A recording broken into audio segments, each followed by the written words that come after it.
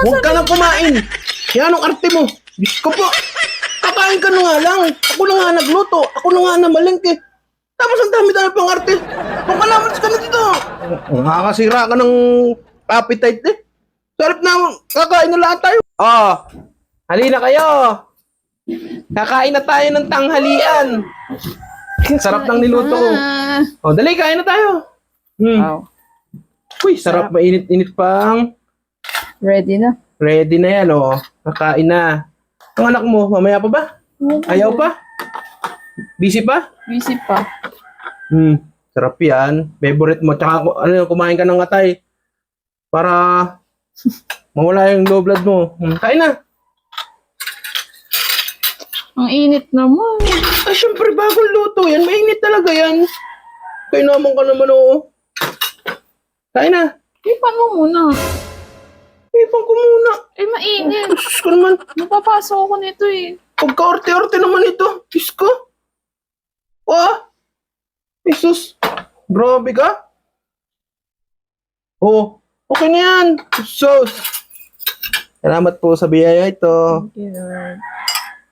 First bite. Uy, sarap nito. Mainit pa. Diyos ko naman. Ang arte-arte mo talaga. Kay naman ka, para kang bata. Okay na yan. Sus. Ang init talaga. Ano ka naman? Napapasok nga ako. Ang labi ko. Init eh. Tinan mo na. Usok-usok pa nga oh. Diyos ko. Okay na yan. Mainit pa rin eh. Pati itong ulam oh. Init eh. Ang arte mo. Kay naman ka. Na. Ba't mo naman kinukuha? Huwag ka nang kumain. Yan ang arte mo. Diyos ko po. Kakain ka na nga lang. Ako na nga nagluto. Ako na nga namalengke. Tapos ang dami-dami pang arte. Kung kalaman ka na dito. Nakakasira ka ng appetite eh. Sarap na kakain na lahat tayo.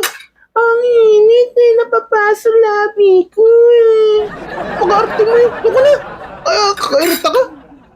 Huwag ka nang kumain. Mamaya ka na kumain pag malamig na. Pinagluto na nga.